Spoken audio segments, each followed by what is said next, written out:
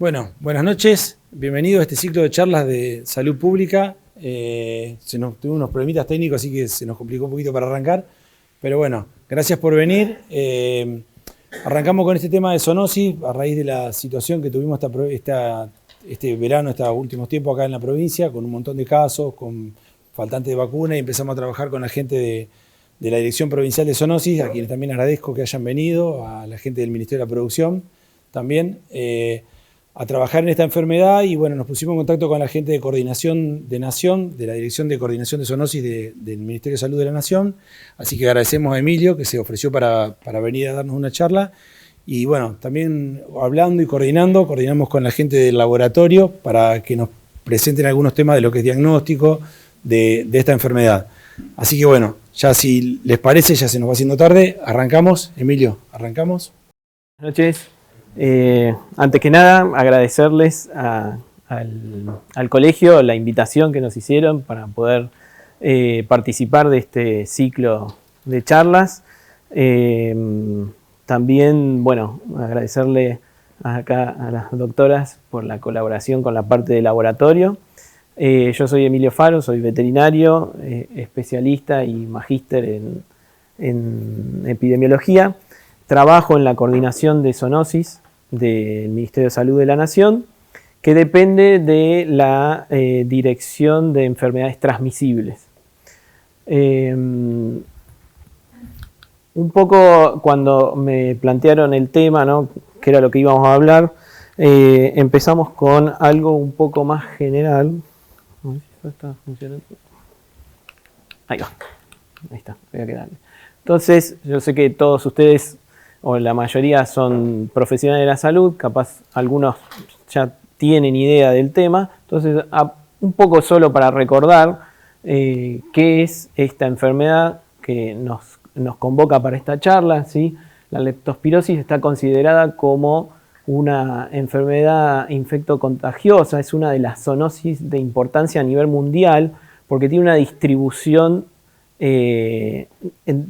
a lo largo y a lo ancho de todo el planeta, ¿sí? Con diferentes, como vamos a ver, clasificaciones de este microorganismo, ¿sí? Pero algo muy interesante de ver acerca de esta enfermedad es el tipo de distribución que se da de los casos en relación a lo que es los climas tropicales, ¿sí?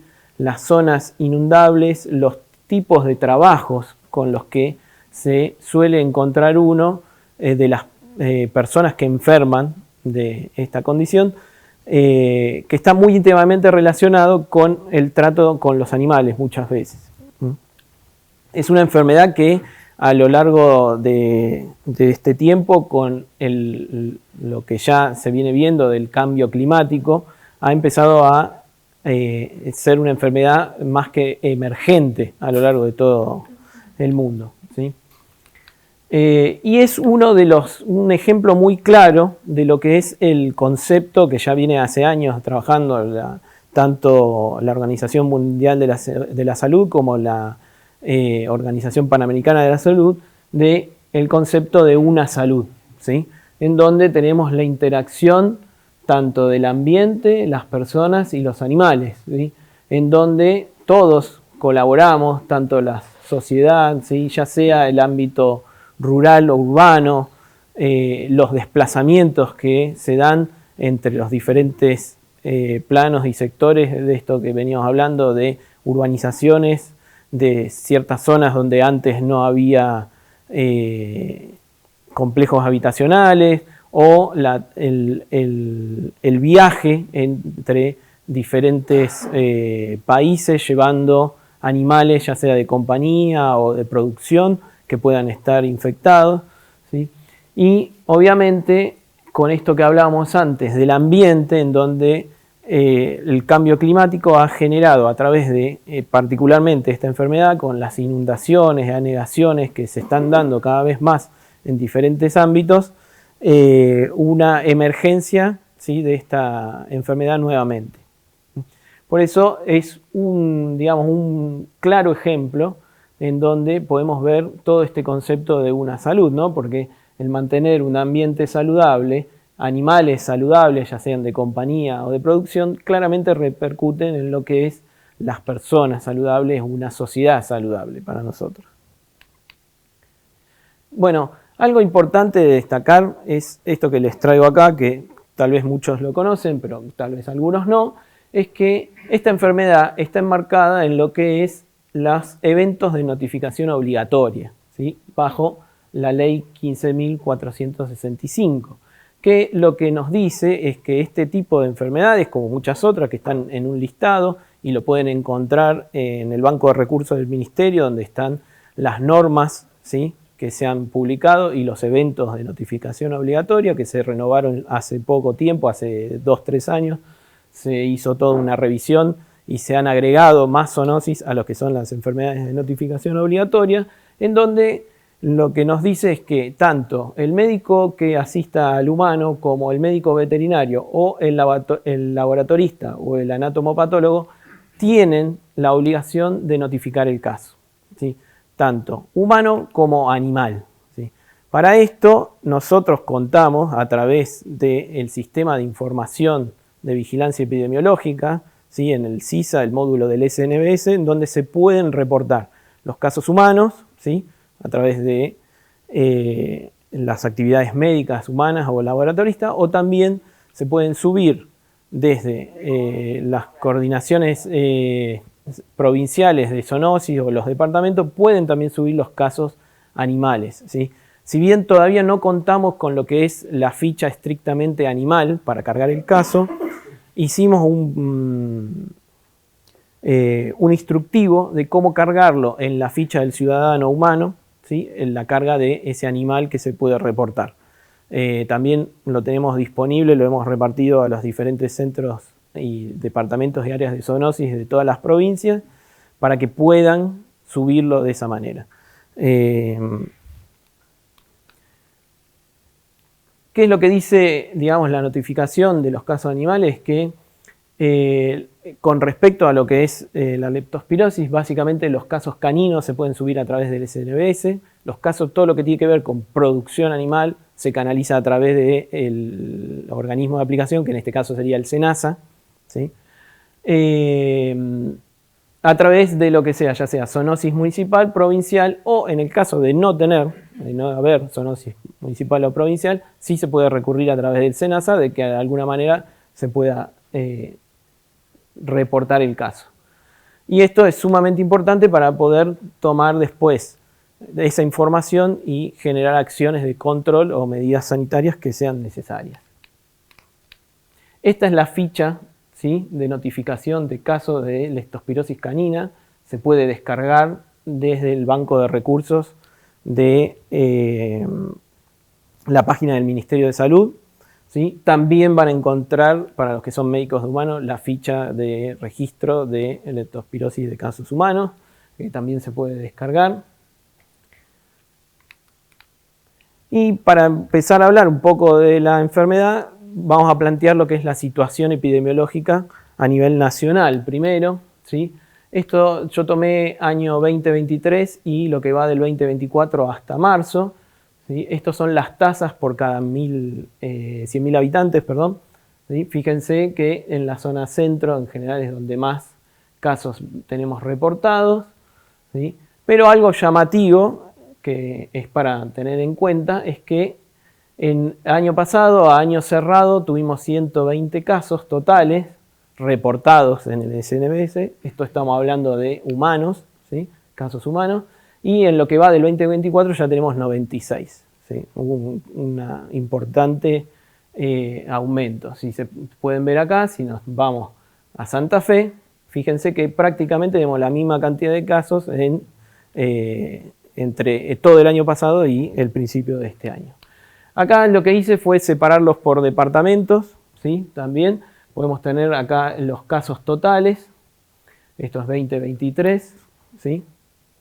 Se puede ver. Esto recurro a la experiencia de ustedes, tal vez local, que vean cómo se distribuyen los casos, si es que tiene algún aporte. Después, si quieren, podemos comentarlo al final de la presentación. Acá lo que tenemos es separado por departamento, y como les decía, en lo que va del 2024 ya tenemos hasta marzo estos 40 casos, que es bastante llamativo. Para ver. Esto es lo mismo, pero en temporalidad, ¿sí? Acá lo que se puede ver es que, como les decía, en la primera parte del año del 2024 ya tenemos prácticamente, ¿sí?, la misma cantidad de casos que se tuvo en todo el año 2023. Esto que puse acá es para que veamos un poco cómo se distribuye a nivel etario, ¿sí?, la enfermedad. Fíjense que la mayor cantidad de casos está alrededor entre los 25 y los 65 años. Eso habla de que es una enfermedad que está sumamente relacionada en la actividad laboral, porque es el periodo de mayor actividad laboral, ¿sí?, en las personas. Alrededor del 70% está dentro de esa franja etaria. Y si reducimos un poco más, o hacemos otro tipo de análisis, podemos ver que casi el 80% se da en personas del sexo masculino, que esto es el sexo registrado al nacer. Es tanto esto, ¿no?, del sexo como la franja etaria nos habla de la importancia de esta enfermedad a nivel laboral, ¿no? Porque seguramente muchos saben que es una enfermedad que está muy relacionada a lo que es tal vez cuidados de animales, ¿sí?, en la producción, en diferentes ámbitos productivos, ya sea en bovinos o en porcinos principalmente, ¿sí?, que es lo que podemos llegar a ver.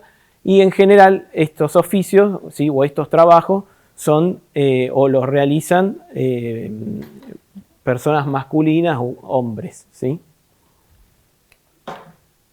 Bueno, un poco para recordar el ciclo de transmisión, ¿sí? Potencialmente cualquier animal puede ser infectado con leptospirosis, ¿sí? Este ciclo se suele transmitir a través principalmente de la orina de los animales, contaminando los suelos, ¿sí?, o las aguas, y después, obviamente, entrando en contacto los humanos con estos suelos contaminados. Puede haber, esto es aplicado a cualquier, tengo este gráfico de bovinos, pero puede ser aplicado a cualquier especie, ¿no? Puede haber un contacto o un contagio directo, ¿sí?, a través de diferentes fluidos, ya sea orina, secreciones del parto, sangre, ¿sí?, o, por ejemplo, esperma, y también el contacto indirecto, que es lo más frecuente en general, ¿sí?, a través de, por ejemplo, el contacto o la bebida de agua o alimentos que están contaminados. Ahora, de cualquier manera se puede transmitir. Bueno, no es tan fácil, porque esta bacteria lo que hace principalmente es entrar a la persona o al animal infectado a través de la piel macerada, ¿sí?, o que tiene laceraciones, o por contacto directo con las mucosas, ¿sí? Entonces, tiene que haber un cierto contacto con las secreciones o con el agua contaminada, con la tierra contaminada, para que pueda entrar la bacteria, ¿sí? Tenemos una fase de penetración que es realizado por cómo se da esta bacteria, sus mecanismos, ¿sí?, tienen hialuronidasas, o también esta forma de espiroqueta, de espiral, que puede trepanar o, digamos, hacer de modo de mecha para poder entrar a través de la piel lacerada. Una septicemia que se da en un corto plazo. Hay algunos autores que hablan alrededor de 10 días, ¿no?, de periodo de incubación, pero hay otros que hablan de entre un día hasta 30 días inclusive de incubación. O sea que tenemos un espectro bastante amplio, y se produce primero la septicemia, una vasculitis por la reacción inmunológica por un lado, más también la liberación de diferentes enzimas, ¿sí?, de la bacteria, la reacción proinflamatoria, y después, por último, la disfunción orgánica y la leptospiuria. Ahora, mi intención es repasar rápidamente algunos de los signos claves que podemos ver en las diferentes especies animales, ¿sí? Primero hablamos de las especies domésticas y después voy a hablar un poquito de humanos, ¿sí? Yo no soy médico de humanos, pero un poquito para tener idea de cómo se dan los signos y cómo se puede manifestar, ¿sí? En los rumiantes algo bastante llamativo son estos procesos de hipertermia, letargo, anorexias que suelen ser agudos, ¿sí? O algo también bastante común que es la orina marrón o rojiza, ¿sí? Que suele a veces confundirse también con algunas clostridiales que pueden dar una sintomatología similar. Retenciones o repeticiones de estro o retenciones de placenta también es bastante común. En lo que es los animales de producción láctea, la baja en la producción de leche es algo bastante llamativo, ¿sí? Y también otro signo importante es lo que se denomina la tormenta de abortos, ¿sí? Una vez entrado en ya más o menos alrededor del 5º mes de gestación. En equinos, algo bastante común es que se presenta una enfermedad aguda, ¿sí? Y más que nada afecta a potrillos, ¿sí? Rápidamente. Y después tenemos una secuela que es la ceguera en luna o esta uveitis que podemos ver que es bastante característico en los equinos. Y en los porcinos, los natimortos es lo más común que podemos llegar a ver, o la reducción del tamaño de la lechigada, y podemos ver más leptospirosis de tipos crónicas en los cerdos. Con respecto a los animales de compañía, principalmente el perro, ¿sí? Podemos ver diferentes cuadros sobre aguda, subaguda o crónica, ¿sí?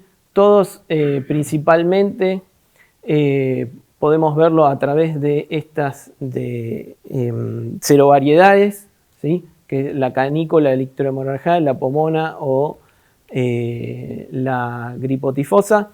Icterohemorragia, principalmente algo que se ve comúnmente es la hepatomegalia que suele dar y los signos asociados a todo el desorden hepático. En cambio la canícola y la pomona en general la vemos con desórdenes de tipo renales. Esto es algo bastante común, ¿sí? La ictericia, que se puede ver en los animales de compañía, vienen las mucosas. Y algo bastante característico que se da en general en el 30% de los casos es la sufusión escleral, ¿sí? O esto que es el derrame escleral, también lo llaman algunos, que es bastante característico de la enfermedad, para verlo. El diagnóstico en animales, ¿sí? Principalmente se hace a través de la microaglutinación. Tenemos que hay diferentes serovariedades y cepas de las leptospirosis que están regionalizadas, ¿sí? Entonces se usan anticuerpos específicos para esta microaglutinación. La muestra obviamente es de suero y en general lo que se mide puede ser, dependiendo la cantidad de muestra que se pueda obtener, se puede hacer en una muestra, ¿sí? Considerarlo positivo si tiene un título por encima de 1 en 200, o si tenemos 2 muestras, si hay 0 conversión, o sea que aumenta el título de anticuerpos, se lo puede considerar ahí positivo, ¿sí?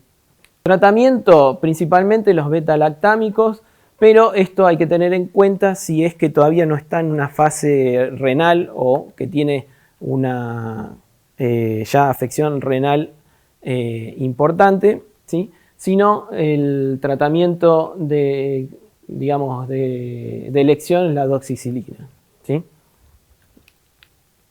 Diagnósticos diferenciales, que esto es bastante interesante de ver, ¿sí? Parasitosis grave, hepatitis agudas infecciosas, injurias renales isquémicas, nefrotoxinas, distemper, barbo o corona, también son bastante frecuentes, la erliquiosis, intoxicaciones con rodenticidas, ¿sí? Principalmente los warfarínicos, son bastante comunes y hay que tener en cuenta para diferenciar con los animales de compañía. La profilaxis, por suerte en animales sí contamos con vacuna para leptospirosis. Tenemos tanto mono o polivalentes que se pueden utilizar, ¿sí? Y hay vacunas para caninos, bovinos, ¿sí? Y equinos disponibles para la aplicación. ¿Por qué digo por suerte? Porque cuando ahora vamos a ver en humanos, no hay vacunas efectivas hasta el momento que se pueda utilizar como prevención para este tipo de enfermedad. Algo de sí que es bastante importante de transmitir a la población es qué hacemos con los animales infectados, particularmente con los de compañía, que son los que después pueden tener una difusión importante en los hogares. Obviamente consultar con la autoridad sanitaria, eso es desde ya sumamente importante, más que nada por la notificación que tenemos que realizar, tanto humana como animal. Mantener al animal aislado, ¿sí? Para evitar el contacto, ya sea con familiares o convivientes en ese mismo lugar o en el exterior para que no sigan eliminando la leptospira al medio. Tiene la leptospira la fase de leptospiuria, ¿sí? Que es la eliminación a través de la orina. Es bastante variable, pero en animales de compañía puede ser hasta 6 meses, o sea que es bastante importante el tratamiento para que no sigan infectando o transmitiendo la enfermedad a lo largo del tiempo. Evitar el contacto con personas inmunosuprimidas, ¿sí? Las desinfecciones tienen que hacerse con lavandina, ¿sí? Esto es importante también por el tema del pH. La leptospira sobrevive a un pH ligeramente alcalino, entre 7,2 y 7,4, es donde más tiene su rango de supervivencia. Entonces es importante hacer la desinfección con sanitizantes que sean o que tengan pHs distintos para que no sobreviva la leptospira. Bueno, usar guantes y anteojos, esto es sumamente importante, no solo para animales de compañía, también cuando se hace el tratamiento o la revisación en animales de producción. Es muy importante la protección porque, como dijimos, puede entrar por las mucosas, ¿sí? En el caso de, por ejemplo, en animales de compañía, que muchas veces pueden mancharse con orina, si ya tenemos un diagnóstico, hacer una sanitización, ¿sí? De los pelos en la zona alrededor, ¿sí? Del tracto genitourinario. Algunas conclusiones de lo que es la leptospira en animal, ¿sí? Es un riesgo moderado de infección humana. Si bien es una zoonosis que es muy difundida en todo el planeta, el riesgo de infección es moderado. ¿Por qué? Porque está, como vimos, muy relacionada en general a lo que es el trabajo con animales, ya sea el cuidado o los animales de producción. Obviamente que los trabajadores de laboratorio, ¿sí? Tienen que tener una apropiada bioseguridad, por este tema que hablamos de la manipulación, ¿sí? El uso de la interpretación y el valor del procedimiento diagnóstico tiene que estar ligado muy íntimamente con lo que es la epidemiología y la anamnesis de nuestro paciente, o ya sea del rodeo o lo que estemos atendiendo en ese momento, ¿sí? Y después sospechar de leptospirosis aguda cuando tenemos aparición repentina de agaláctea, ¿sí? O baja de la producción láctea, sobre todo en ganado lechero adulto u ovino, la ictericia y la hemoglobinuria, ¿sí? Esto con los diagnósticos diferenciales también hay que tener mucho cuidado, sobre todo en perros, y la leptospirosis crónica, ¿sí? Con los que son los abortos a repetición, ¿sí? Más que nada, sobre todo en lo que es los animales de producción. Los animales que están infectados crónicamente pueden ser portadores durante toda la vida, ¿sí? Eso es algo que hay que tener muchísimo cuidado. Uno de los principales transmisores, como yo no lo nombré al principio, pero veíamos el dibujito, es a través de la orina de los roedores que pueden contaminar el agua y son portadores que se denominan asintomáticos, ¿sí? O que no enferman y pueden liberar al medio a través de la orina leptospira prácticamente durante toda su vida. Y en el caso de tenerlo, ¿sí? A nivel local, evaluar la vacunación con las serovariedades que están disponibles o que sabemos que tenemos seroprevalencia en ese lugar. Con respecto rápidamente a la presentación clínica en humanos, no sé qué pasó.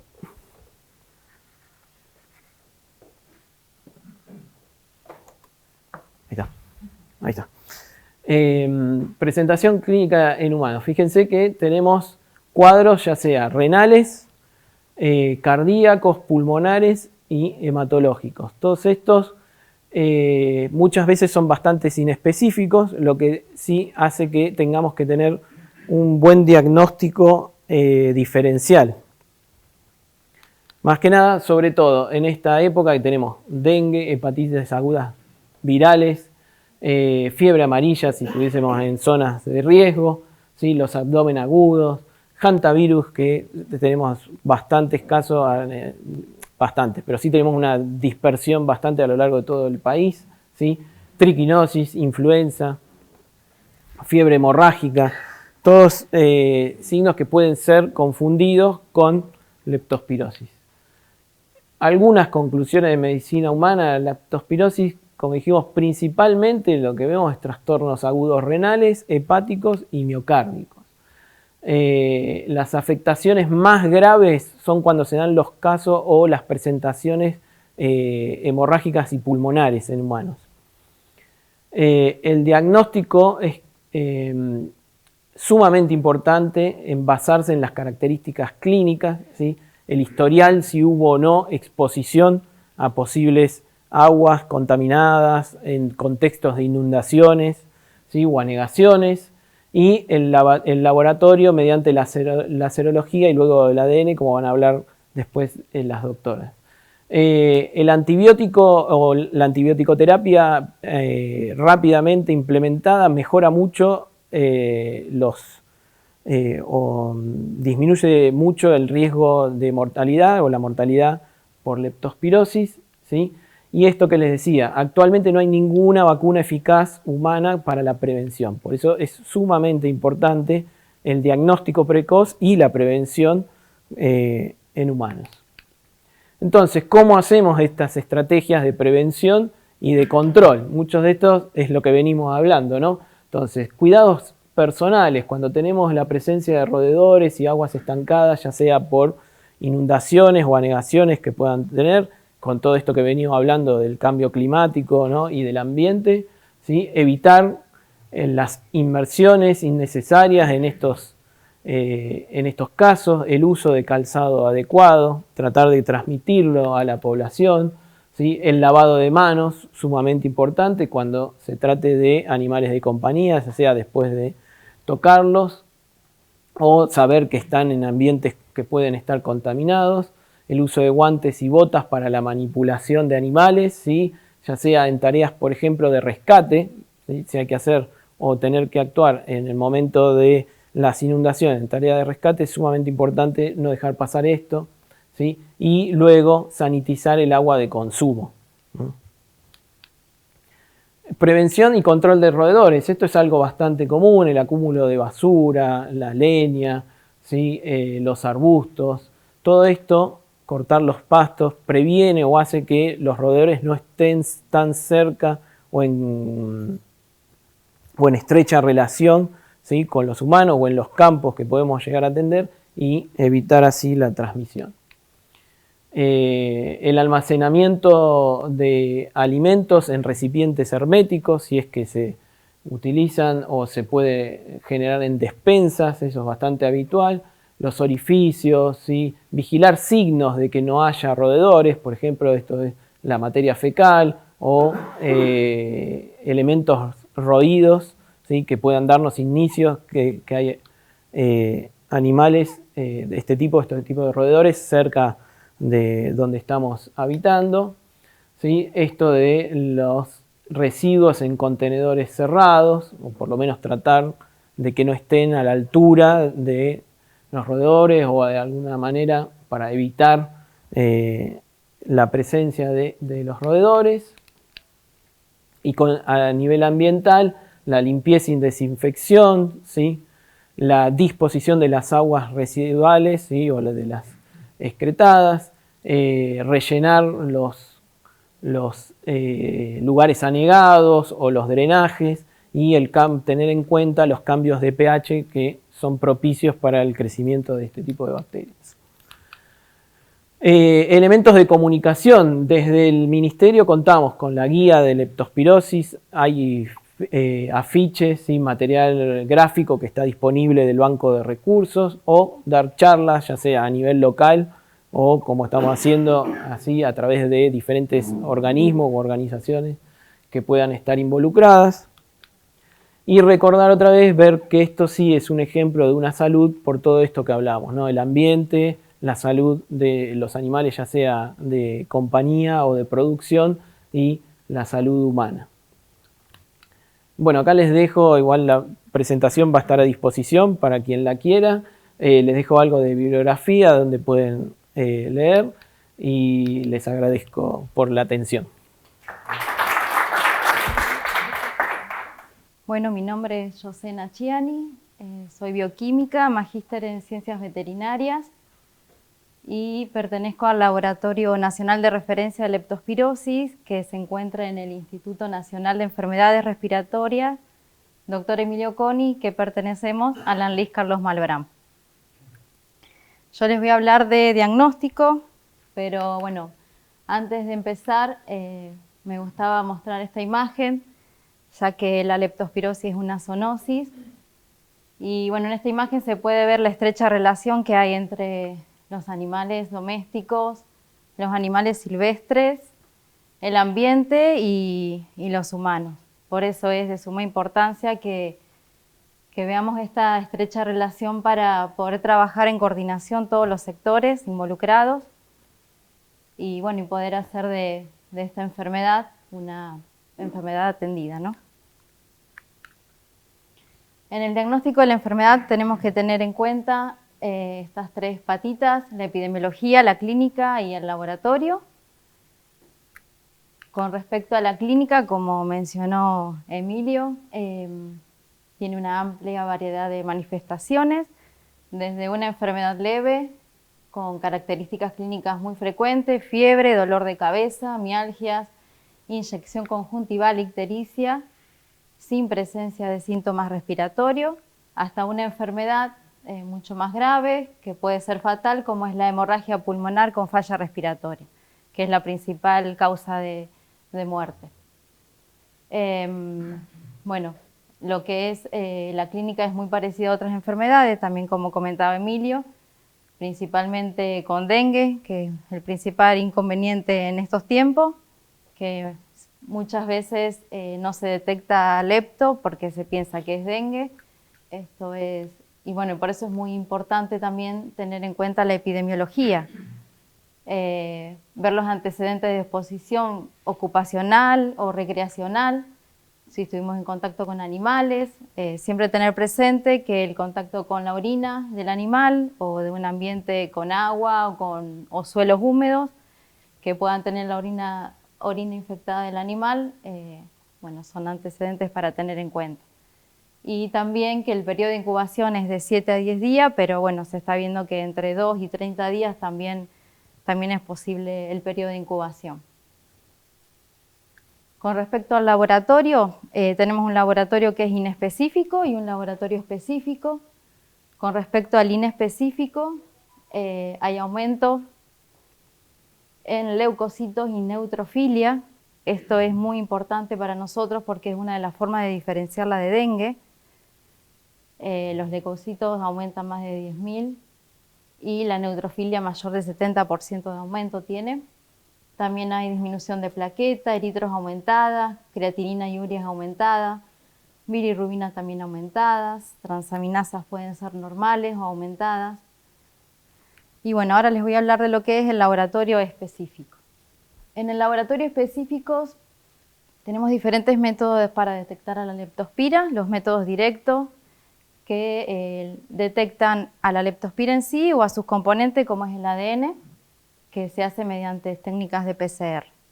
Y los métodos de detección indirecta, que son las técnicas serológicas que nos permiten detectar los anticuerpos. Las técnicas que usamos son el TR y el ELISA, que son técnicas TAMIX, y la MAT, que es la técnica confirmatoria. Esto todo en humano, no sé si quedó claro, es todo lo que se hace en humano.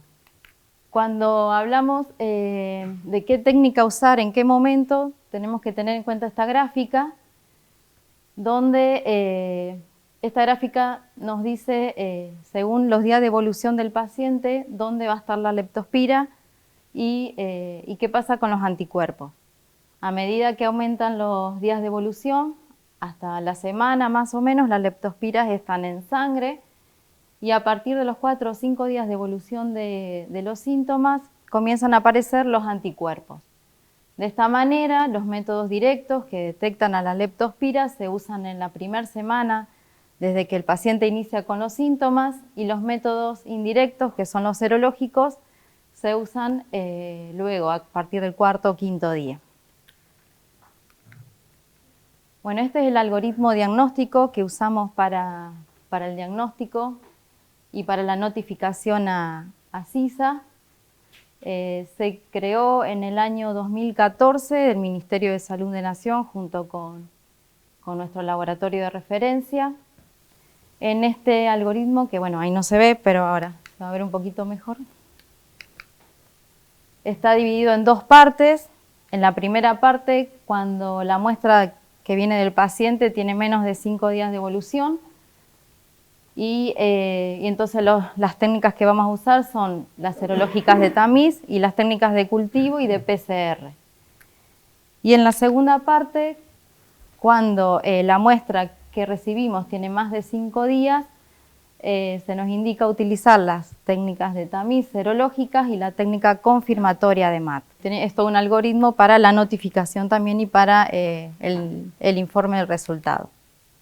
Ahora les voy a hablar específicamente de los métodos de detección directa, del aislamiento, o sea, del cultivo, y de la PCR.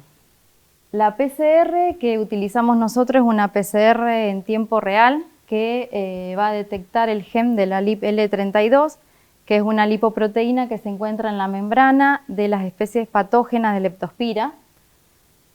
Para esta técnica utilizamos suero o sangre anticoagulada conecta, y la utilizamos como una técnica de diagnóstico precoz. Como les comentaba antes, la leptospira está en sangre en la primera semana luego de iniciados los síntomas, entonces nos ayuda para hacer un diagnóstico rápido y precoz, y generalmente es muy útil en casos graves o fatales, que generalmente hay pacientes que fallecen con 3 o 4 días de iniciado los síntomas, y es la única técnica que puede llegar a confirmar. Bueno, no requiere que la leptospira esté viable, entonces es una técnica muy usada. Con respecto al cultivo, es la técnica gold estándar. Necesitamos que las leptos estén vivas, y el cultivo se puede hacer de sangre entera, de sangre anticoagulada con heparina, de líquido cefalorraquídeo, de cualquier tipo de órgano, y se hace el cultivo en MJH semisólido. Si bien el cultivo no puede usarse para diagnóstico, porque recién para descartar un cultivo se demora 4 meses, las leptospiras crecen muy lento, entonces bueno, para diagnóstico precoz no se puede usar, pero sí para nosotros es muy importante el cultivo porque nos permite identificar a la leptospira, o sea, saber qué variedades están circulando para poder relacionarlas con los reservorios. Si sabemos qué está circulando, cuáles son los reservorios, podemos adecuar las medidas de prevención y de control, podemos optimizar también nuestras técnicas diagnósticas y nos van a ayudar al diseño de nuevas vacunas. ¿Cómo podemos saber qué especie de leptospira tenemos en ese cultivo que es incógnita, que no sabemos cuál es la especie de infectante? Bueno, usamos la fenotipificación, que es enfrentar esa cepa incógnita con antisueros de conejo, o la genotipificación, que es a través de técnicas de biología molecular. Nosotros en nuestro laboratorio aplicamos la técnica del 16S-RNA ribosomal, bueno, se amplifica este gen y luego por secuenciación podemos saber qué especie de leptospira tenemos. Otra técnica que usamos en nuestro laboratorio es el MLST, también que usa secuenciación de 7 genes. Y actualmente estamos implementando técnicas de secuenciación del genoma completo. Se está trabajando en estas técnicas usando los nuevos métodos de secuenciación masiva. Volviendo al laboratorio específico, ahora les voy a hablar de los métodos de detección indirecta, que es la detección de los anticuerpos. Como les comentaba, tenemos 3 técnicas, el TR y el ELISA, que son tamiz, y la MAT, que es la técnica confirmatoria. El TR es una aglutinación macroscópica, enfrentamos el suero del paciente con este antígeno termorresistente y macroscópicamente podemos ver la aglutinación. Se utiliza a partir de, bueno, se usa el suero del paciente y requiere muy pocos recursos. Es una técnica rápida, sencilla. Este antígeno es producido en nuestro laboratorio y es distribuido a todos los laboratorios de la red nacional. Bueno, salvo el de acá, el de la provincia de Santa Fe, que lo produce el laboratorio central y ellos lo distribuyen a todos los laboratorios de la provincia. Bueno, es una técnica bastante rápida que nos favorece la descentralización y de esta manera llegar al diagnóstico a laboratorios de baja y mediana complejidad. También les hablé del ELISA. El ELISA es un ELISA indirecto que detecta anticuerpos IgM. Este ELISA fue desarrollado y validado en nuestro instituto, en nuestro laboratorio. Actualmente se produce y se distribuye a todos los laboratorios de la red nacional. Y bueno, así como el TR nos permite descentralizar el diagnóstico y llegar a todo el país con el diagnóstico por ELISA. La muestra que se usa es suero y bueno, más de 36 laboratorios provinciales tienen el kit actualmente. Y la MAT, que es la técnica confirmatoria, es una aglutinación microscópica. Esta técnica es de referencia internacional, es la única técnica internacional que detecta tanto anticuerpos IgM como IgG aglutinantes. La especificidad es del 100%, es altamente específica. ¿Y qué necesitamos para la MAT? Necesitamos el suero del paciente, o sea, humano o animal, y se requieren 2 muestras pareadas para poder confirmar la enfermedad. También necesitamos las cepas, que estas cepas son antígenos, o sea, sería el antígeno, son paneles de cepas vivas, necesitamos cepas que estén jóvenes, recién cultivadas, y tiene cepas de referencias de muchos serogrupos. Y estos serogrupos son los representativos de las principales cepas que existen en el país. Bueno, en esta diapositiva podemos ver las cepas recomendadas por la ILS, que es la Sociedad de Leptospirosis Internacional. Nosotros usamos para el diagnóstico en humano 12 cepas, que son las marcadas aquí. Estas son las 12 cepas que usamos. Pero bueno, tenemos todo este cepario que está en funcionamiento, las tenemos vivas en el laboratorio. Para mantener estas cepas, mantener todo este cepario, también participamos de un control de calidad internacional que nos ofrece la ILS. Es un control que es producido por Países Bajos y anualmente nos envía un panel de sueros para que nosotros probemos nuestras cepas y podamos garantizar la calidad.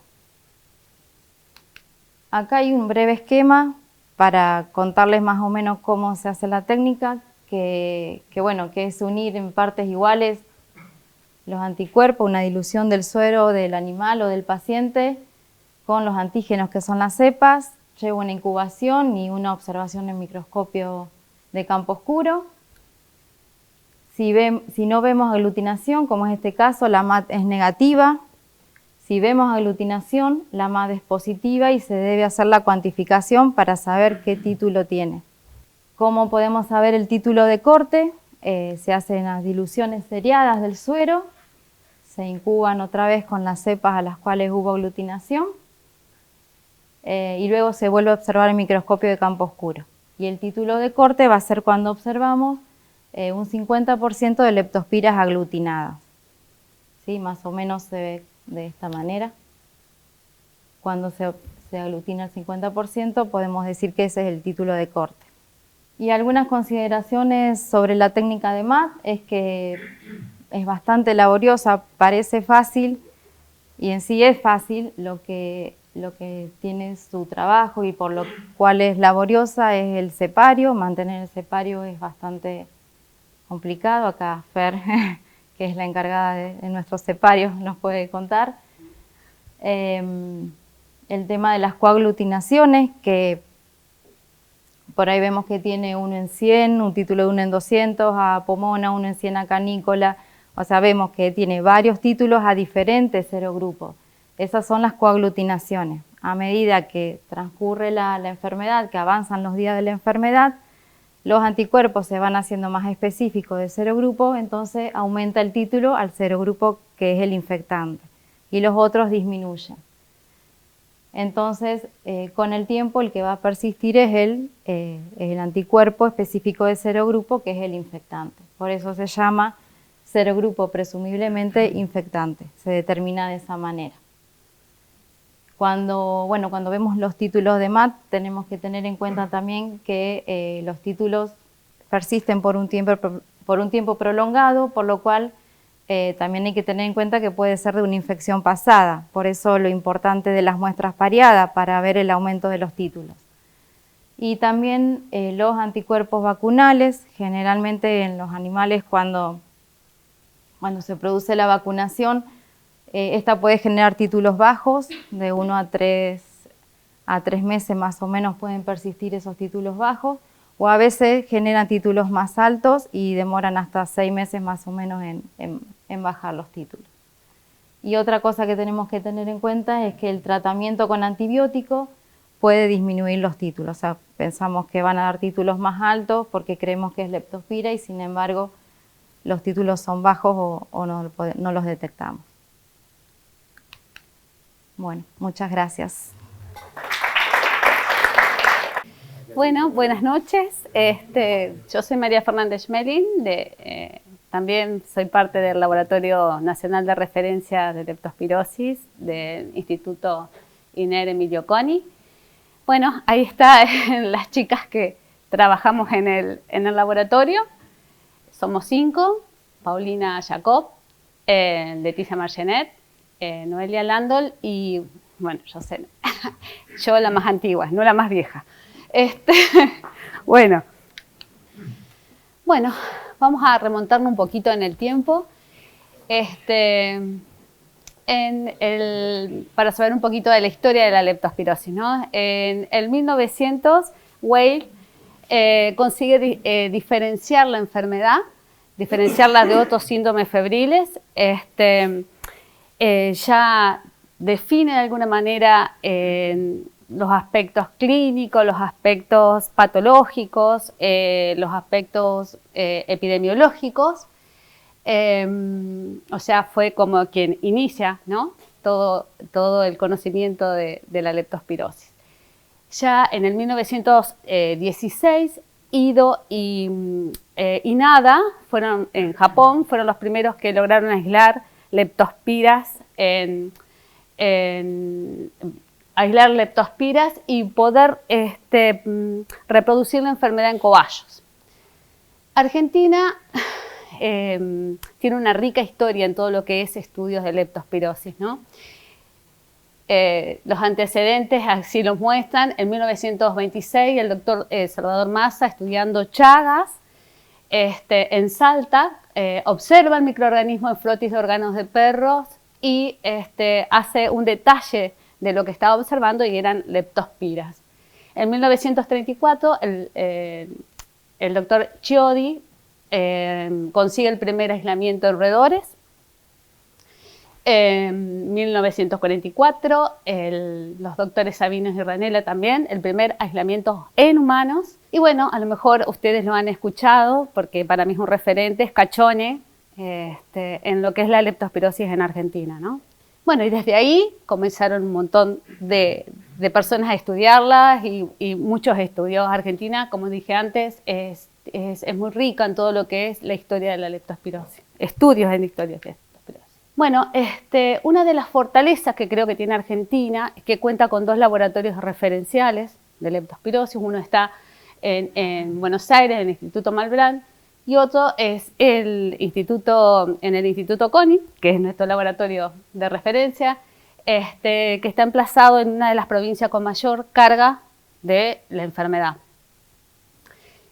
Además, nuestro laboratorio, además de ser un laboratorio referencial, coordina la Red Nacional de Laboratorios de Leptospirosis. Bueno, y también hablando un poquito de historia, para que tengan una idea de cómo es que se creó la Red Nacional de Laboratorios de Leptospirosis de nuestro país. Todo comienza en 1997, cuando se empieza a hacer el diagnóstico de leptospirosis por el método de referencia, que es la MAT, en humanos y en animales que estaban relacionados a casos de humanos, ¿sí? En 1998 se comienza a hacer la producción del reactivo TR, que es el que explicó Josena, que consiste en esa aglutinación macroscópica, que es muy fácil. En el 2001 se hace la primera reunión de capacitación en el instituto para formar los referentes en leptospirosis para que puedan detectar la enfermedad mediante el TR en distintas provincias. Entonces, en el 2006 se crea formalmente la Red Nacional de Leptospirosis, teniendo como objetivos primordiales descentralizar el diagnóstico. Eso se logró mediante la distribución del antígeno TR, como explicaba José, y eso hizo que el diagnóstico en las provincias sea accesible y oportuno. ¿Para qué? Para que se pueda implementar el tratamiento a tiempo, ¿sí? Otra de los objetivos fue colaborar con la vigilancia epidemiológica a nivel nacional. Bueno, en el 2008 se desarrolló el primer ELISA in-house, que es un ELISA IgG, que también fue distribuido a las provincias como método de diagnóstico rápido, y posteriormente se desarrolló y validó un ELISA IgM que es mucho más sensible al primero, ¿no? Que también está validado y distribuido a las provincias. En el 2010 hubo una gran inundación, lo que se veía era un aumento de los fallecidos, o sea, pacientes con hemorragia pulmonar fallecían y no tenían el diagnóstico porque era tan rápida la evolución que mediante las técnicas serológicas no se podían detectar. Entonces se implementan las técnicas moleculares, la RT-PCR, que la implementó Josena, así que pudimos hacer ese diagnóstico temprano en esos pacientes. En el 2014 aproximadamente comienza todo lo que es la parte de tipificación con técnicas moleculares, ya sean muestras de suero y en aislamientos. Después, en el 2017, se desarrolla una inmunocromatografía de flujo lateral, que también es muy simple, un kit muy simple, pero el problema es que es caro para poder transferirlo a las provincias.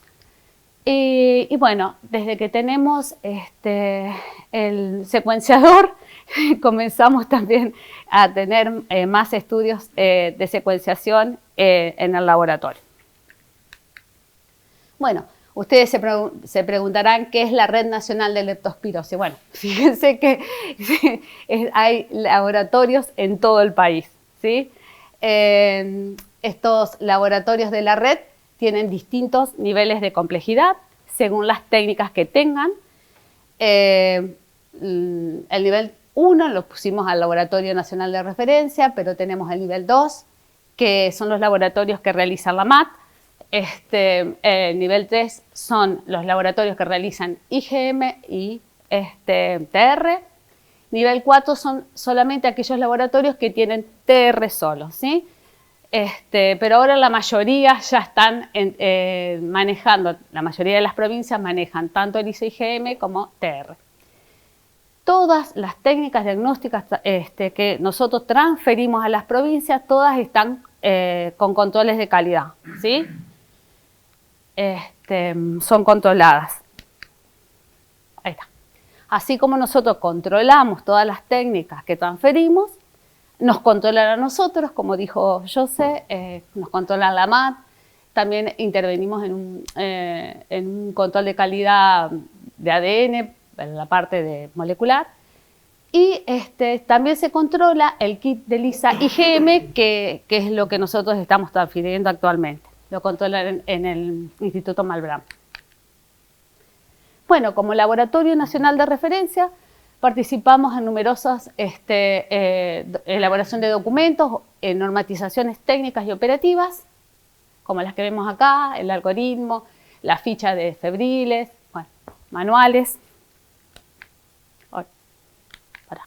Me parece que me pasa. ¿Se puede ir para acá? Espérame de ahí. Esa, exacto. Bueno, también como laboratorio de referencia, tenemos la parte de preservación de biobancos de muestras de pacientes humanos y animales de todo el país desde el año 2001, ¿sí? También tenemos una colección de cepas de referencia y de aislamientos autóctonos de Leptospira. Entonces, como laboratorio referencial, custodiamos y conservamos 146 aislamientos de leptospiras que fueron recuperadas de muestras de humanos, animales y ambientales. Eso es parte del patrimonio genómico de Argentina, ¿sí? También participamos, hicimos distintas publicaciones en diferentes temáticas, técnicas diagnósticas, todo lo que es normatización o validación de técnicas, vigilancia epidemiológica en humanos, en ambientes, en animales domésticos y silvestres. Bueno, una variedad de trabajos hechos, como ustedes podrán ver, en caninos, en bovinos, en equinos, en felinos. Para marcar aquí, si quiero marcar, con el del medio, ahí está. Bueno, en estos últimos 5 años hemos tenido unas 1.200 muestras procesadas, de las cuales 309 nos dieron positivas en caninos, que implica una seropositividad, del 24,5%, y estos fueron los serogrupos prevalentes. Lo mismo pasó para bovinos. Como verán, hay una seropositividad importante. Este trabajo en equinos lo hicimos con Paula de Marco, que está por acá. Tenía que ver también con lo que hablaba Emilio hoy. Lo que vimos fue una relación entre la seropositividad y los animales con lesiones oculares. Bueno, también tenemos trabajos en silvestres, trabajos en roedores. Ahí lo que se ve es una diferenciación de los roedores estudiados y bueno, la prevalencia que hubo en esas especies. También tenemos trabajos en pecaríes y jabalí, en yacaré, en bisones, bueno, cada uno con sus serogrupos, ¿no? Asociados a distintos serogrupos. Si hay alguien que quiere preguntar o tiene alguna duda, me dice. Bueno, también tenemos trabajos hechos en ambientes. Se aislaron leptospiras también de medio ambiente, bueno, pero no estamos dando mucho detalle de esto porque esto está por publicarse, así que los aislamientos quedaron ahí como en stand-by. Ya se van a enterar. Bueno, y para terminar, como dijo Emilio, la leptospirosis debe ser abordada desde la perspectiva de una salud, ya que constituye una problemática de las más importantes en la interfaz animal, humano y ambiente.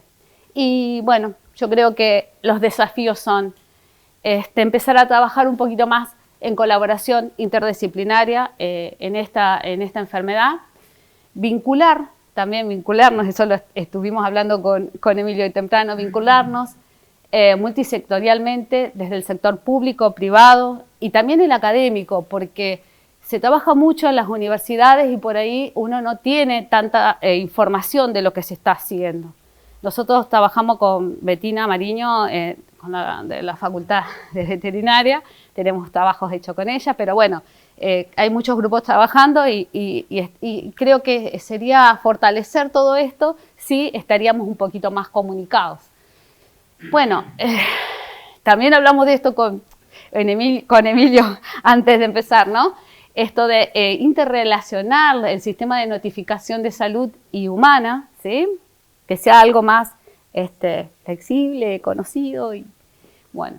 Después, la vigilancia en animales silvestres también es todo un tema, ¿sí? Que por ahí no se le está dando mucha importancia y en países como Brasil es muy fuerte la vigilancia y se relaciona todo, ¿no? La vigilancia en silvestres, en domésticos y en humanos. Y también otro tema es desarrollar sistemas de alertas tempranas, ¿no? Mediante las herramientas informáticas, ¿para qué? Para poder identificar potenciales zonas de riesgo. Esto lo está haciendo mucho también la universidad. Y esto estaría bueno también, poder trabajar en conjunto. A lo mejor podríamos tener mejores resultados si trabajaríamos todos interdisciplinariamente. Bueno, y eso es todo. Gracias.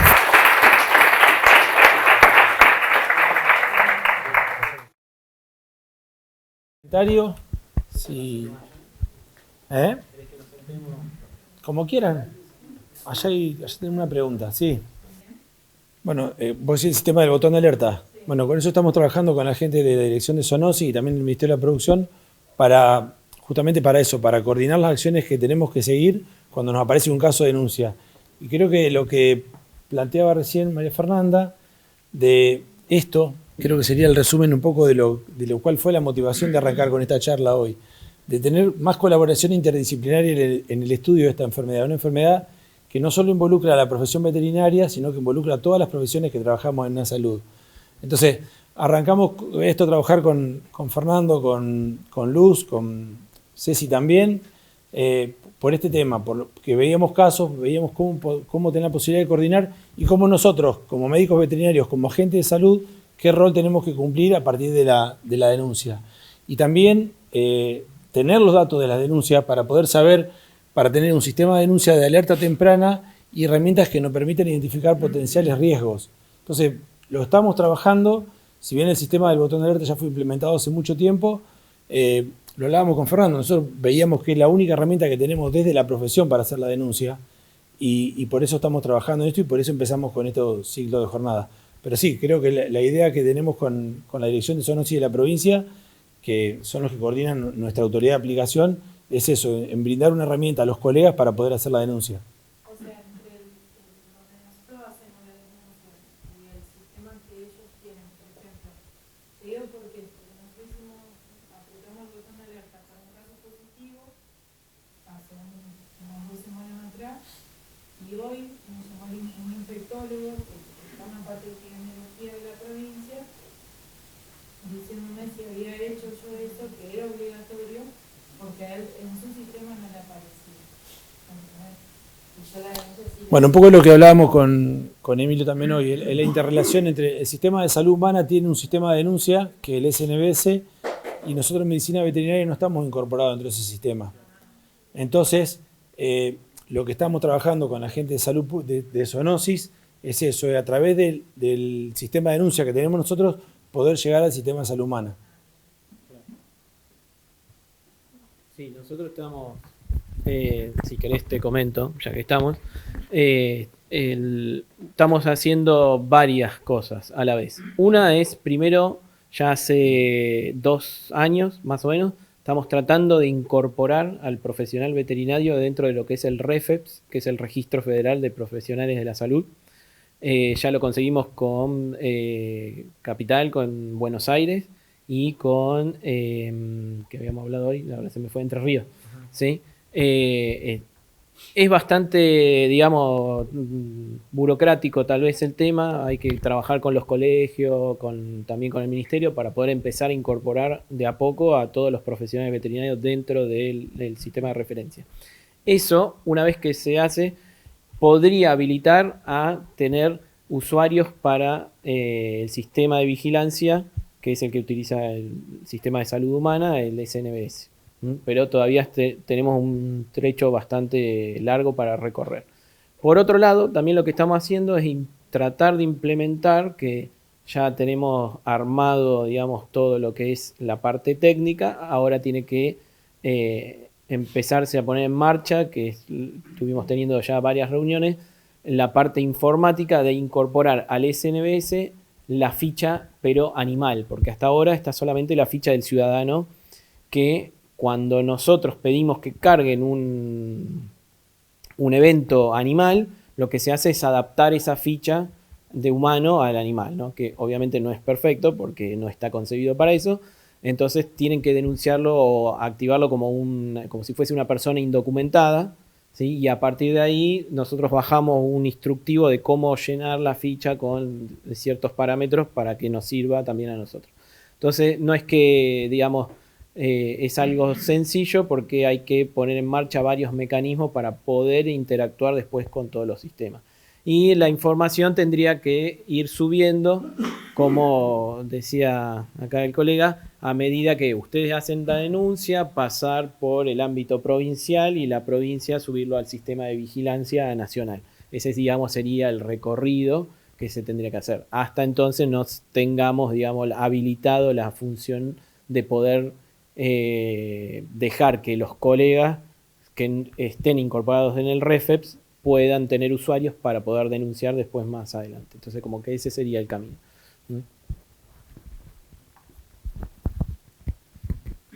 Sí.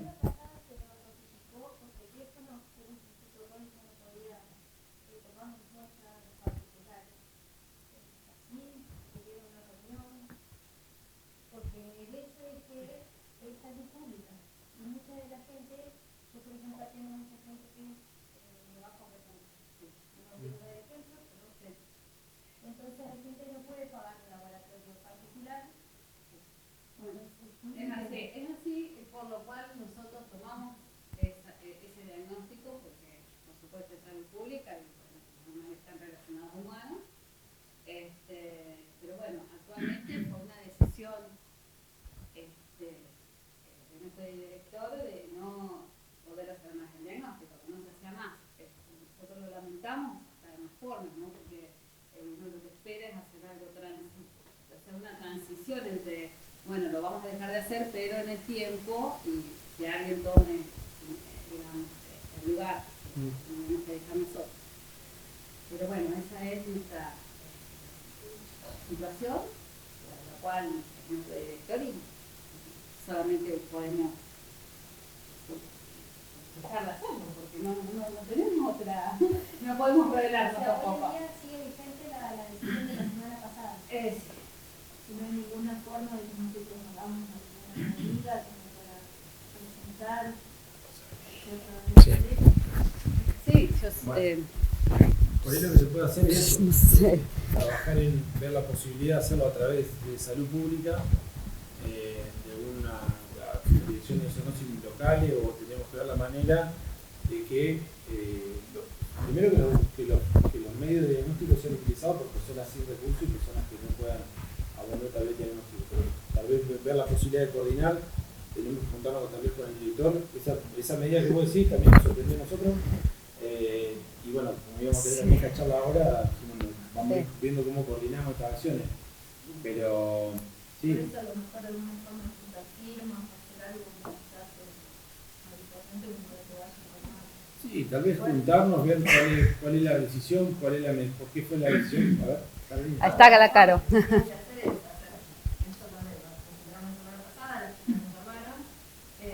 Desde el colegio hacer una nota al ministerio y a ver si nosotros desde la provincia poder articular, hay cosas que se articulan con el CONI y poder coordinar. Nosotros tenemos la laboratorio central, pero que es diagnóstico de humanos, así que no tenemos todavía las capacidades para hacer diagnóstico animal. Podríamos llegar a hacerlo o no, si se considera necesario,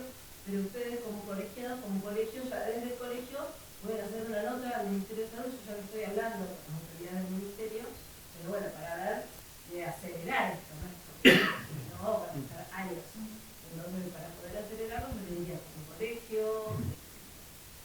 Sí, tenemos que armar un pedido. Pero bueno, o así todo muy rápido y vamos a ver de qué modo todos estamos, la autoridad central también está en conocimiento de esta situación, estamos viendo con las chicas cómo poder hacerlo. Es una transición, además que no se va a hacer de una para el otro, muchas veces es un diagnóstico.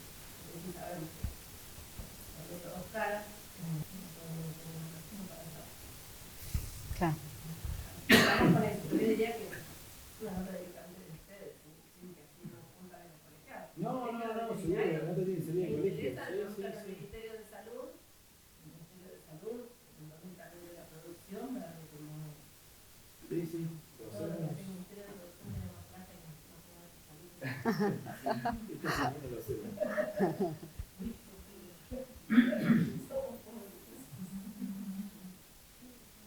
Bueno.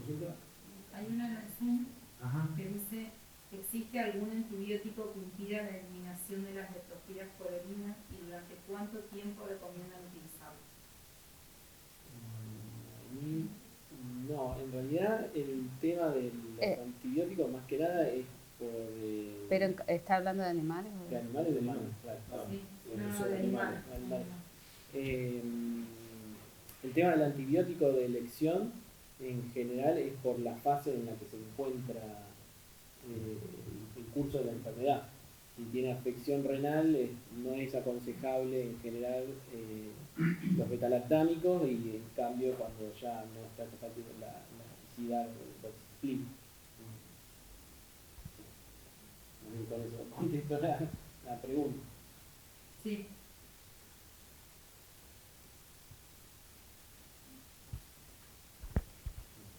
Bueno, ¿qué les pareció? ¿Les gustó? ¿Les gustaron? ¿Se quedaron con alguna duda más?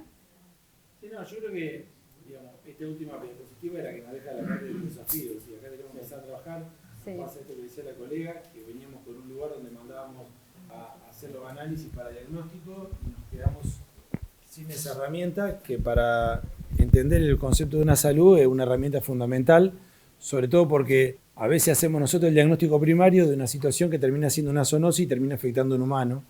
Entonces muchas veces el primer eslabón de la cadena lo tenemos nosotros los colegas en los consultorios, y a veces nos quedamos sin esa herramienta para ver cómo la controlamos, y nos quedamos con la sospecha tal vez nada más.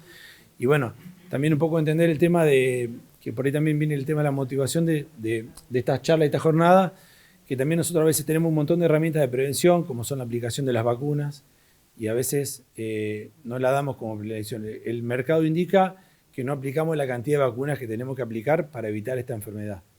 Tal vez una estrategia sea la utilización con forma conjunta de la vacuna de rabia y lepto, que viene combinada, ya viene formulada, pero bueno, eso ya sería una decisión política de la autoridad de salud para empezar a usar una herramienta que tal vez es mucho más cara también. Pero bueno, también tenemos herramientas que a veces las usamos y salimos a apagar incendios cuando nos aparecen casos, cuando tenemos una sospecha y empezamos a salir a vacunar y el mercado no nos abastece de algo que se rige por demanda y oferta. Entonces, bueno, también tenemos que concientizar nosotros de la utilización de esas herramientas. Sí, Roberto. Una consulta, con el tema de la doxicina, ¿en qué dosis la utilizar y cuál es el periodo de tiempo para utilizar? La doxicilina se suele utilizar una dosis de 200 miligramos cada 24 horas, si mal no recuerdo en este momento. Sí. Totales cada 24 horas. Sí, sí. Sí, igual eso tendría que chequearlo, pero sí, si mal no recuerdo, sí. Sí. No. Y lo que pasa que depende de la fase en que esté. Sí, habría que verlo. Pero en general, por lo menos 15 días tenés que empezar el tratamiento y seguir evaluando. Más que nada, el tema es la funcionalidad renal, lo que hay que tener en cuenta. Si no, le damos un aplauso, le agradecemos. Gracias por venir y compartimos un momento ahora.